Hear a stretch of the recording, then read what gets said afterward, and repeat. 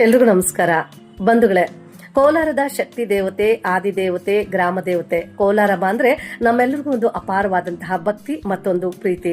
ಕಾರಣ ಇಷ್ಟೇನೆ, ಕರ್ನಾಟಕ ರಾಜ್ಯದ ಕೋಲಾರ ಜಿಲ್ಲೆಯ ಒಂದು ಐತಿಹಾಸಿಕ ಹಿನ್ನೆಲೆ ಇರ್ತಕ್ಕಂಥ 1000ಕ್ಕೂ ಹೆಚ್ಚು ವರ್ಷಗಳ ಇತಿಹಾಸ ಹೊಂದಿರತಕ್ಕಂತಹ ಕೋಲಾರಮ್ಮನ ದೇವಾಲಯ ಅಂದ್ರೆ ನಮ್ಮೆಲ್ಲರಿಗೂ ಹೆಮ್ಮೆಯೂ ಹೌದು.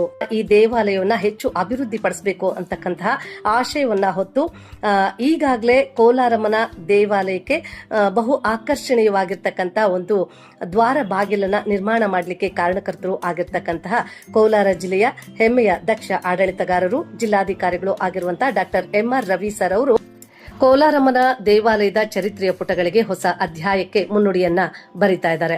ಏನಪ್ಪಾ ಈ ಹೊಸ ಅಧ್ಯಾಯ ಅಂತಂದ್ರೆ, ಇನ್ನು ಮುಂದೆ ನಮ್ಮ ಕೋಲಾರಮ್ಮನ ದೇವಾಲಯದ ಆವರಣದಲ್ಲಿ ಪ್ರತಿ ಶುಕ್ರವಾರ ಸಂಜೆ 6 ಗಂಟೆಗೆ ಜಿಲ್ಲಾಡಳಿತ, ಕನ್ನಡ ಮತ್ತು ಸಂಸ್ಕೃತಿ ಇಲಾಖೆ ಹಾಗೂ ದತ್ತಿ ಇಲಾಖೆಯ ಸಹಯೋಗದಲ್ಲಿ ಕಲಾ ನಡಿಗೆ ನಮ್ಮ ಬಳಿಗೆ ಅಂತಕ್ಕಂಥ ಸಾಂಸ್ಕೃತಿಕ ಸೌರಭ ಕಾರ್ಯಕ್ರಮವನ್ನ ಜಾರಿ ಮಾಡಲಾಗ್ತಾ ಇದೆ. ಈ ಕಾರ್ಯಕ್ರಮದಲ್ಲಿ ಅನೇಕ ಕಲಾ ಪ್ರಕಾರಗಳನ್ನ ಕಲಾವಿದರು ಪ್ರಸ್ತುತಪಡಿಸಲಿದ್ದಾರೆ. ಹಾಗೆ ಸಾರ್ವಜನಿಕರು ಸಹ ತಮ್ಮಲ್ಲಿರ್ತಕ್ಕಂತಹ ಕಲೆಯನ್ನ ಪ್ರದರ್ಶಿಸಬೇಕಾಗಿದ್ರೆ ಕನ್ನಡ ಮತ್ತು ಸಂಸ್ಕೃತಿ ಇಲಾಖೆಯ ಸಹಾಯಕ ನಿರ್ದೇಶಕರಾಗಿರ್ತಕ್ಕಂಥ ಎನ್ ವಿಜಯಲಕ್ಷ್ಮಿ ಮೇಡಮ್ ಅವ್ರನ್ನ ಭೇಟಿ ಮಾಡಿ ಇಲಾಖೆಯಲ್ಲಿ ತಮ್ಮ ಹೆಸರು ಮತ್ತು ಕಲೆಯನ್ನ ನೋಂದಣಿ ಮಾಡಿಸಿಕೊಂಡ್ರೆ ತಾವು ಸಹ ಈ ವೇದಿಕೆಯಲ್ಲಿ ಕಲೆಯನ್ನ ಪ್ರದರ್ಶಿಸಬಹುದು.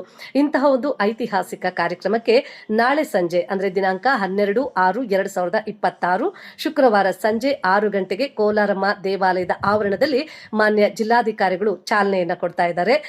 ಹಾಗಾಗಿ ತಾವೆಲ್ಲರೂ ಸಹ ಭಕ್ತಾದಿಗಳು, ಸಾರ್ವಜನಿಕರು ಹೆಚ್ಚಿನ ಸಂಖ್ಯೆಯಲ್ಲಿ ಭಾಗವಹಿಸಿ ಈ ಕಾರ್ಯಕ್ರಮವನ್ನು ಯಶಸ್ವಿಗೊಳಿಸಿಕೊಡಬೇಕು ಅಂತೇಳಿ ಈ ಮುಖಾಂತರ ನಾನು ವಿನಂತಿಯನ್ನ ಮಾಡ್ತೇನೆ.